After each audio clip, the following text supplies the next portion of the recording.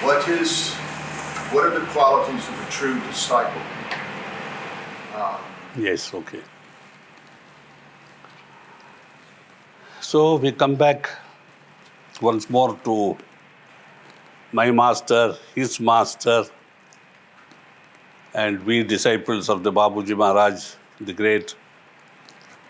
And now we have the next generation of Abhyasis, what I can call the fourth generation. And so within a span of, say, 1945 to 2005, 60 years, the mission has been founded and the teaching has spread to almost all countries of the world. There are Abhyasis everywhere. And even in European countries, we find that there's the second generation of Abhyasis which have come up now, especially in Denmark, where original Abhyasis from Babuji's time have married, produced children, they have grown up, and they are married now. And soon there will be a third generation of Abhyasis. And so it will go on, I hope, to the 100th generation. A generation normally means 30 years. So 100 generations will mean 3,000 years. A generation does not mean the gap between father and son. It means 30 years. Now when Lalaji founded this system of Sahaj Marg, or as according to Babuji Maharaj, he rediscovered it. There have been some questions. In fact, I received a question yesterday by email from an Abhyasi in the USA who has been influenced by outside forces. People who don't believe in Lalaji Maharaj, people who don't believe in Babuji Maharaj, and who now suddenly after 4 or 5 years of Abhyas, this Abhyasi asks me, what is the authority for accepting Lalaji Maharaj as the Adi Guru of our system? Because Babuji Maharaj has no proof except his own declaration in which he says that he was instructed by Lalaji Maharaj to declare himself as his successor. This sort of question can arise only from not merely a confused mind, but a mind which lacks faith,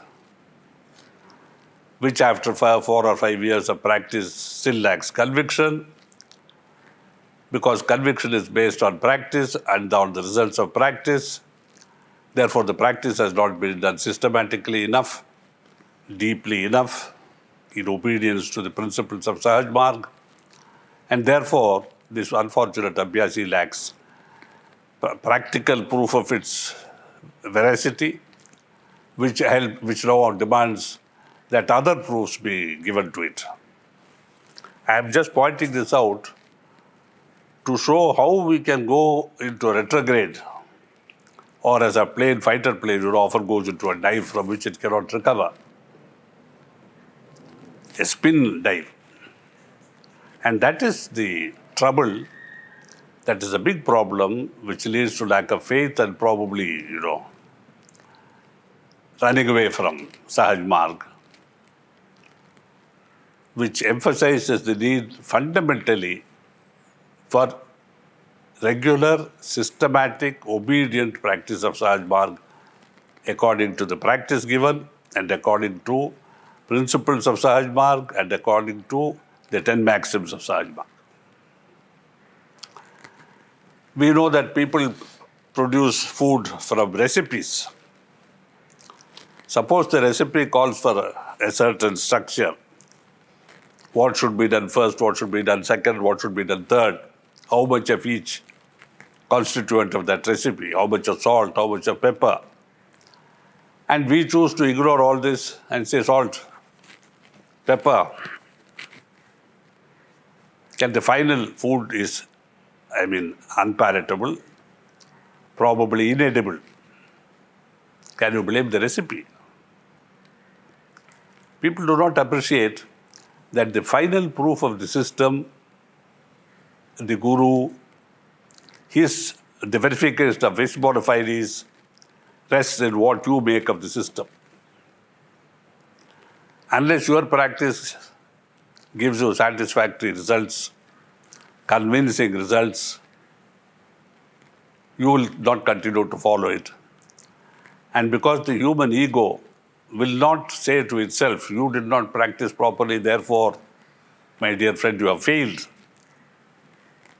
It will blame first the master, next it will blame his master, question their antecedents, question their legitimacy, question anything they like. So you see, we don't first accept the Guru's validification. We accept what it does to us. Babuji said you can only accept what you can based on what you have proved to yourself from this practice. He said, I make no claims. I make no promises. I do not say I can take you to liberation or here or there, whatever. I only say if you practice this and prepare yourself spiritually by cleaning, by obedience to the commandments or maxims as we call them, then it invokes the grace of the Guru and helps you on your onward path. The Guru's grace can only come to us when we are clean, when we are properly prepared, when the mind is properly prepared, and when inside and outside we have a certain level of acceptance of both the Guru and his teaching. And then the third element comes into play, his grace, and then everything is possible. As I have always told Abhyasis, or hopefully those who are going to become Abhyasis, everything depends on the practice. We start with the practice, prove the practice in our own self, each one individually. Yes, I have progressed. I have found that my anger is less, that my passions have come down, that I am beginning to get my mind into a state of one-pointedness, that I am able to do in 5 minutes what used to take me 2 hours, that I am more balanced at the end of the day than I was ever before, that my blood pressure is down, and so on and so forth, you see. Then we say, who gave me this system?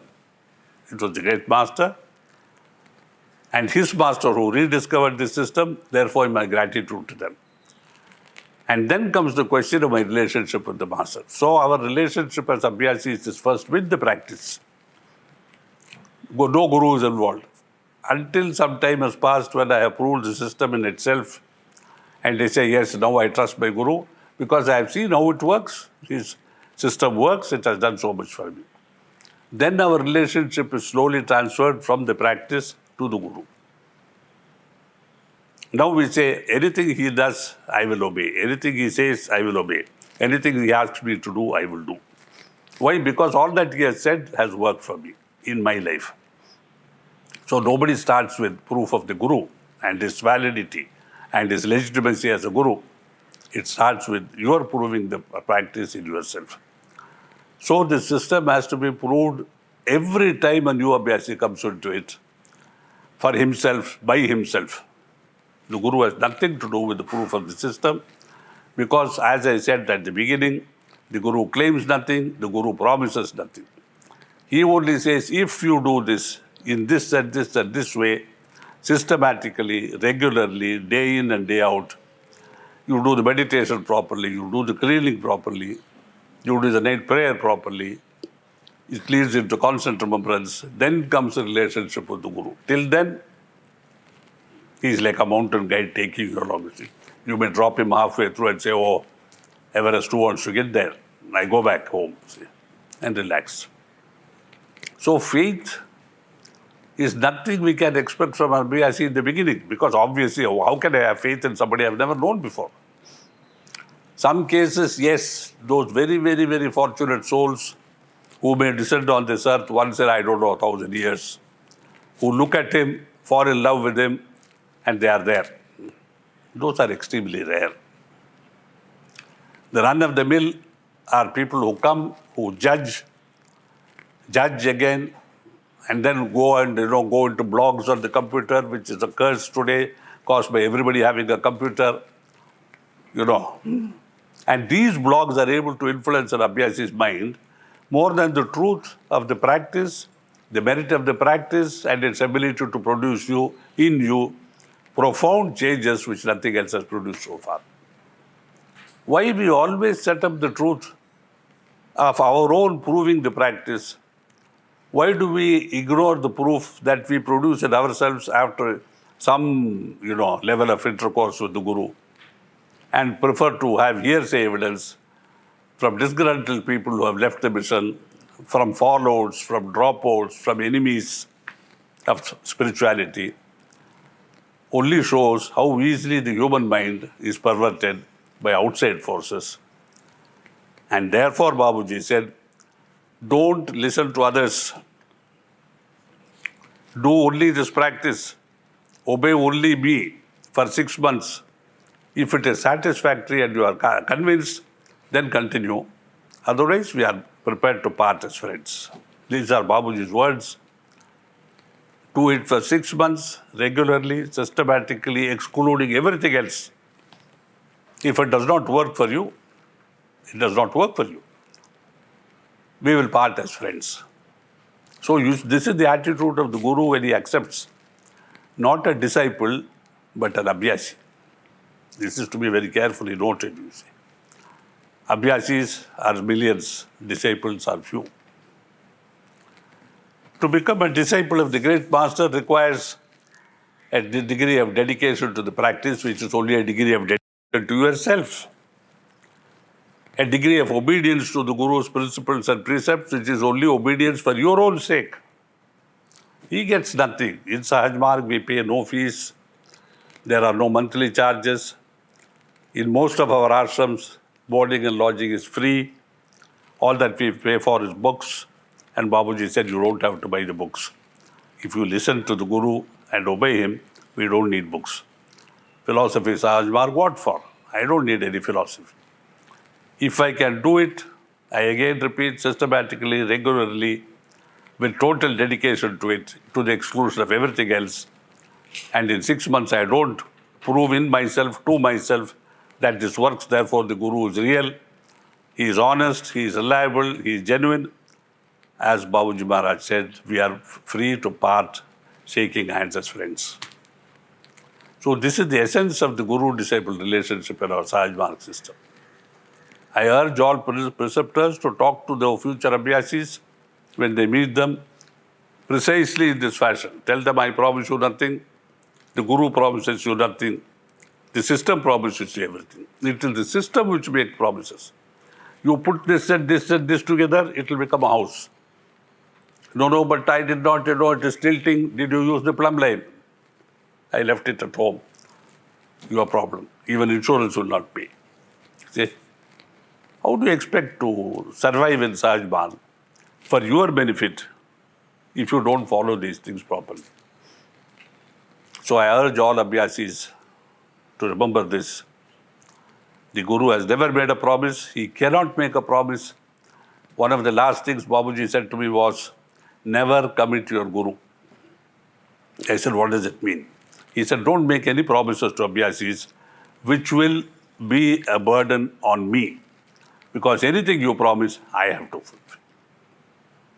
It only means I have no power to fulfill my own promise. For this too, I have to depend on my master.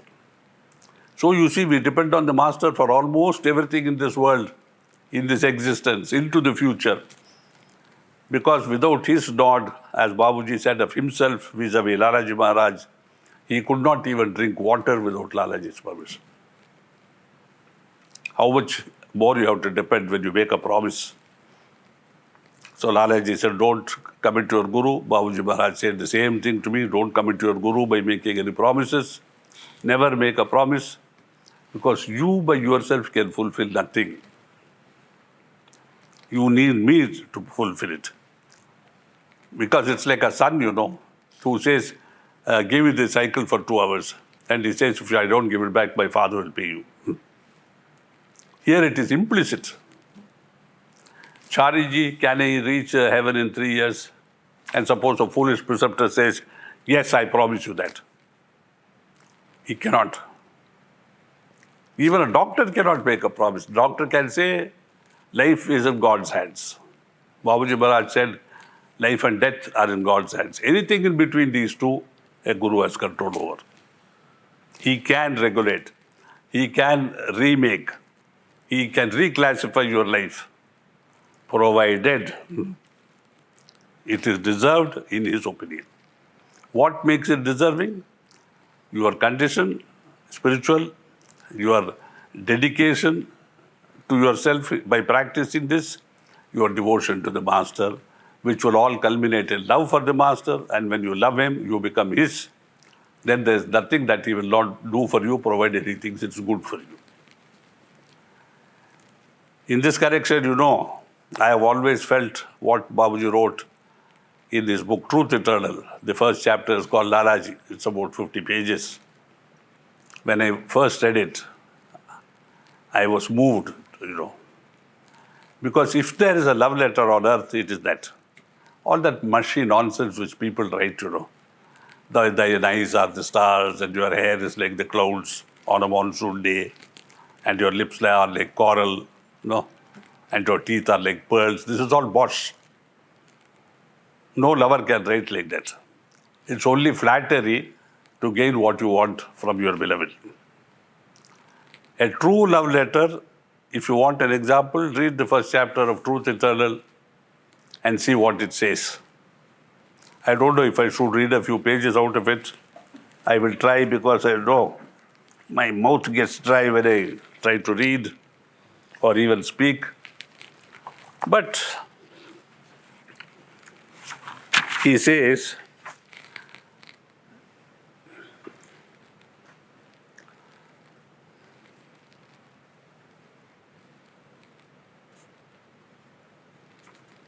it was during this particular era of hopes and fears, skepticism, misguided beliefs, uncertainties and suspense that the divine light descended on earth on the auspicious day of Basant Panchami, February the 2nd, 1873. Samarth Guru Mahatma Sri Ramchandra was born at Fatehgarh in the state of Uttar Pradesh in India. A silent promise was made by nature. A disguised hand was extended for help. And though unknowingly, humanity set about throwing off its load and freeing itself from the iron bonds it had itself put on. That is how Babuji describes the advent of Lalaji, Then he goes on to say where his family lived and maternal influence and how he was born and all sorts of things, And nearly all the events of the great master's life are shrouded in obscurity. Babuji always felt that the secrets of nature are always shrouded in mystery. Birth is not for science, according to him. Birth is a mystery. And the moment that mystery is opened and made up a subject of science, in not some, but in a very certain sense, when a mystery is exploded, it is made profane, it is without dignity, it becomes something, as Babuji used to say, a market topic for conversation. A topic reduced to the roads, to the streets, for discussion, for conversation, and for condemnation. Lalaji has left no autobiography, and no more than only one of his photos is available. He became so popular and was so much loved by the Hindus as well as the Muslims that, like Kabir, everybody tried to put his own stamp to his teachings and to reserve to himself the enormous number of letters written and the vast letters produced by him. Some literature is also available with Adi Guru's grandsons residing at Fatehgarh, who proposed to print it at their convenience. Yeah. And about his marriage and his life. And describing him, he says, Lalaji was of perfect build and average height. He grew up into a perfect specimen of graceful manhood. His gracefulness was an outward expression of his inward harmony of soul. This is a hint to all those who seek grace and beauty in their comportment, as we say in English. These things come from inner harmony and not from cosmetics and from teaching how to walk and by balancing books on your head and all that sort of thing. See?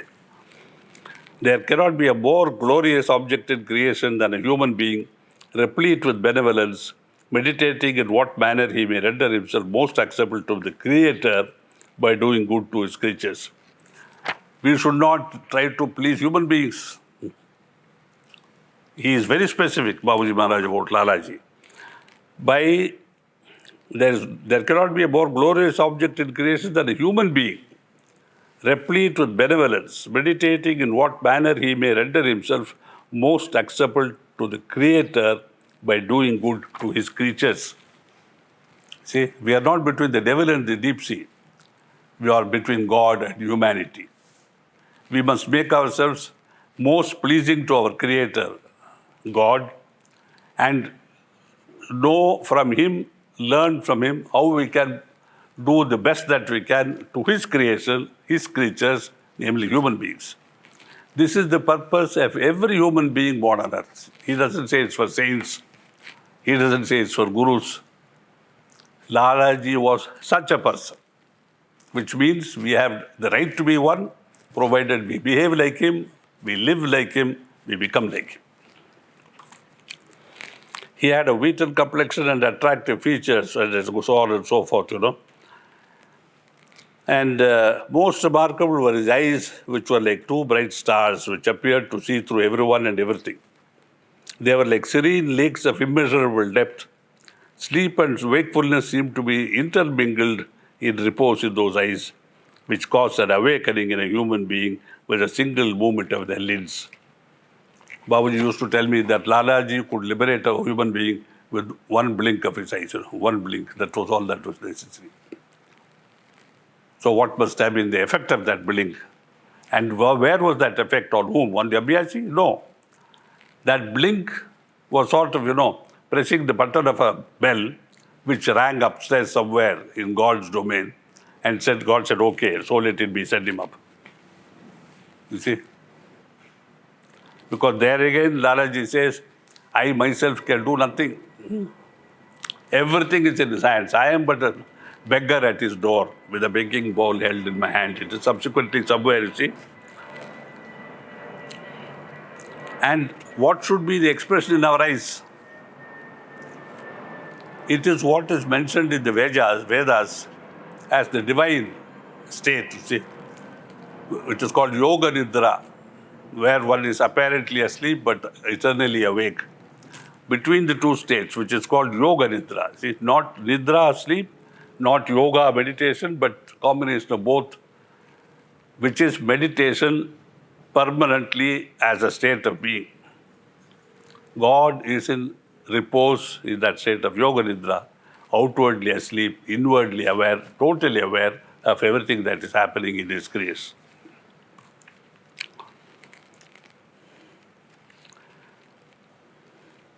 As he was under the influence of amiable feelings, his countenance had acquired a beauty of the highest order. Again, the inner state is reflected in the face. Beauty cannot be cultivated from the outside.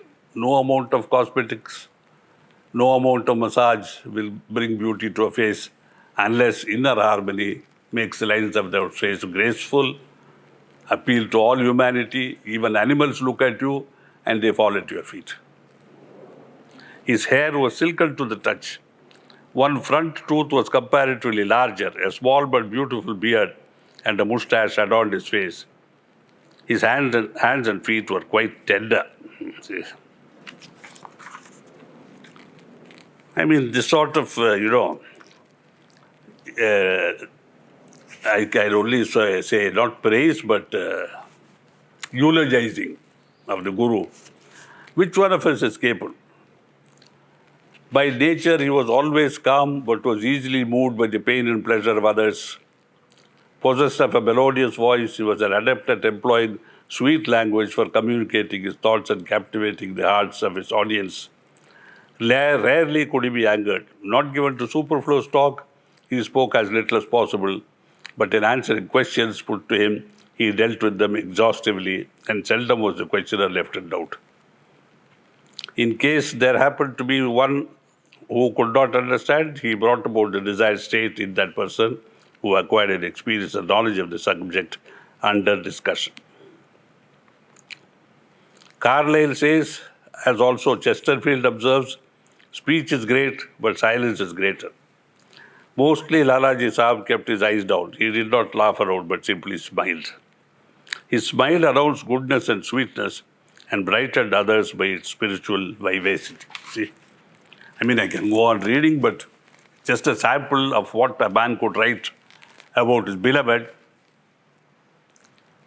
who was not his lover, who was not a female, and with whom love did not mean what we take it to mean. It meant adoration. And the sum and substance of this love was, as Babuji said, if you love with the expectation of something in return, it is sauda, as we say in Hindi. It is a transaction. You give me something, I give you something. You do this, I do that. And this is the curse of modern love as it is understood. When even children demand, In America, I believe it's the practice that you paid the feds and I'll give you $2. And he says, yes, Dad, I want a bicycle for Christmas. It will go into my piggy bank for Christmas. Of course, according to the aims and the tenets and maxims of America, success is what distinguishes a man. Success in commerce, in his life, in making money. And nothing succeeds like success is the motto of America. They want power, they want domination, they want success.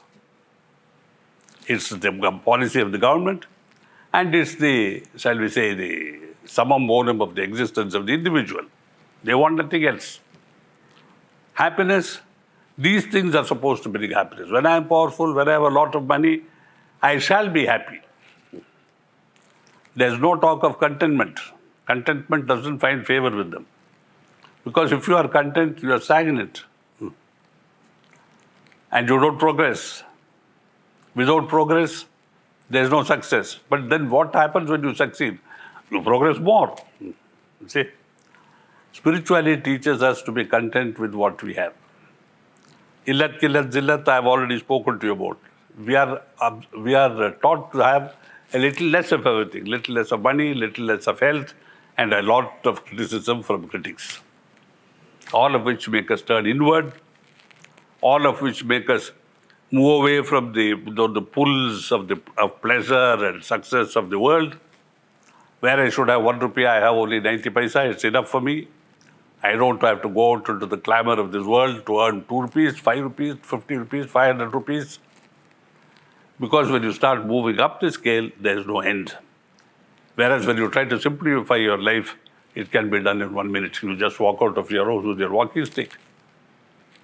You saw this being done by Bilbo Baggins in The Lord of the Rings. He just took his walking stick and a small bundle with a couple of sandwiches to go to the land of the fairies.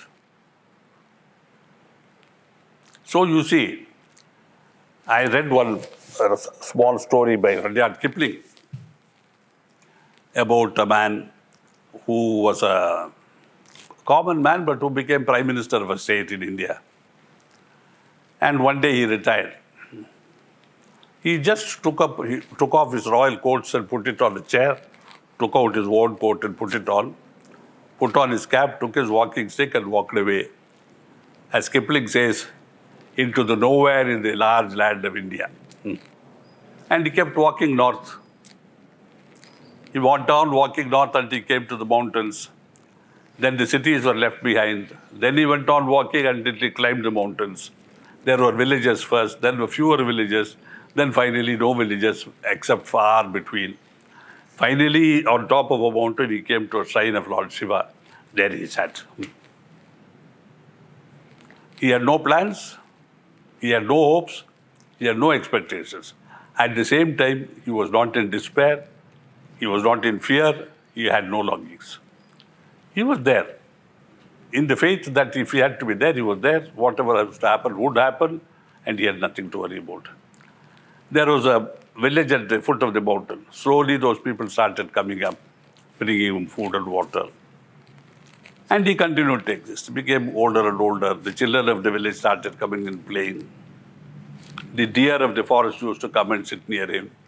One day, 2 deers, by that time he was very old. He could barely walk. 2 horned antlers, they came and they lifted him up, by putting their head under his armpits and took him away. And an earthquake followed. There the story ends, you see.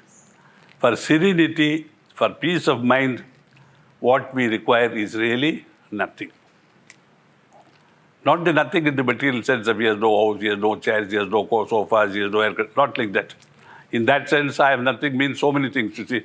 I don't have a private plane, I don't have a Mercedes car. That nothing we will never achieve.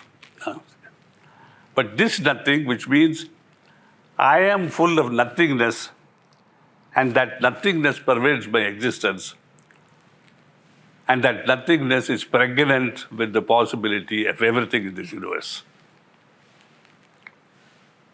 If you can think of the mystery of a tiny atom-sized egg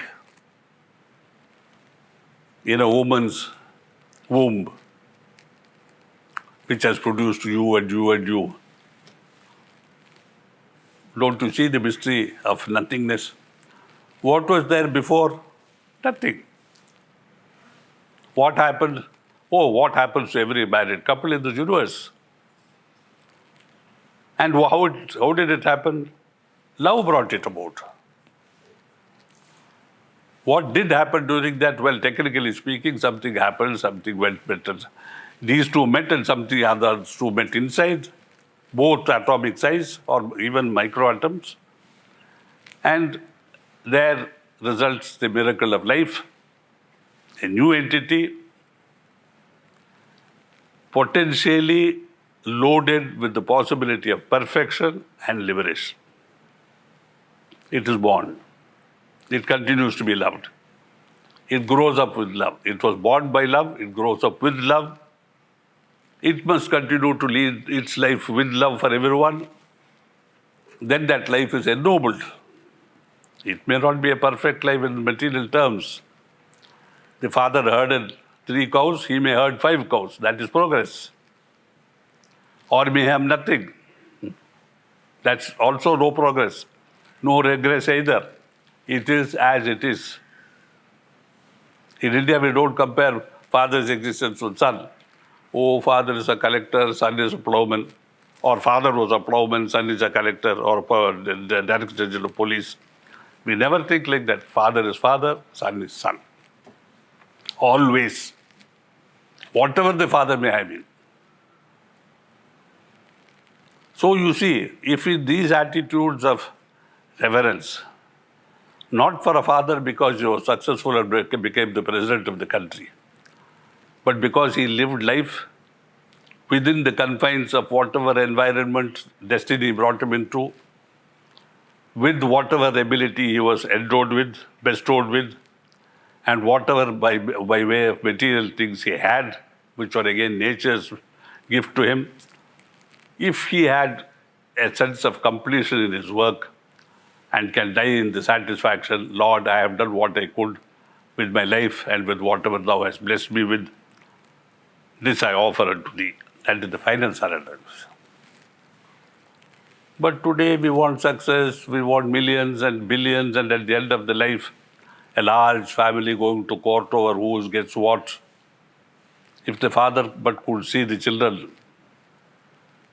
fighting in courts of law, tearing each other's heart out, the mother still alive, and say, what have my sons come to?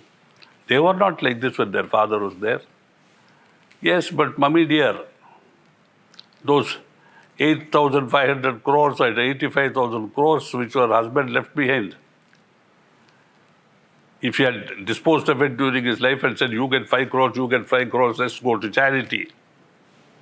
How easy it would have been. Instead, they are quarreling now, and you don't know whose side to take because both are your sons. You see, this is what prosperity does. What does contentment do? If there is a problem with the two brothers, one brother says, brother, you keep it. After all, you are my brother. You are not going to see me dead. Keep everything and give me what you think you deserve. Don't give me at all if it doesn't matter. I will lie down in a corner of my father's house. You feed your dog, you are not going to do less for me. There's another story of an emperor, who had 3 young children, aged 8, 6, and 2.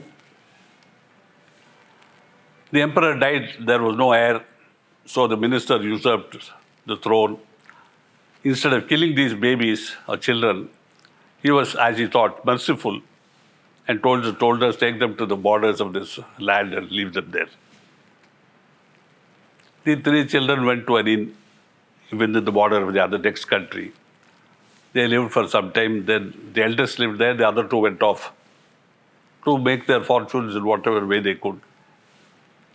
The eldest lived as a servant, very devoted, very dedicated, only food for his work.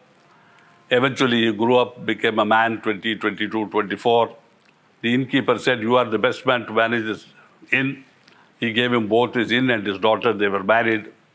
In due course, they had 3 children and very happy, content. One day, they are standing in the door of that small inn, little hotel, and they see a huge cloud of dust coming this side. It was the second brother with an enormous army he had managed to get together, coming to fight the former prime minister of his father's land. And they stopped at the inn for rest. They found they were brothers, they embraced each other. And the eldest brother said, brother, let you stay here for some time. What's the hurry?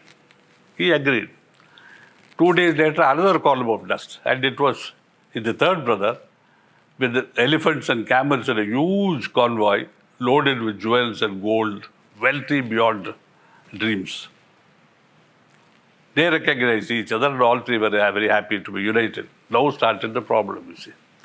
At night they were conspiring.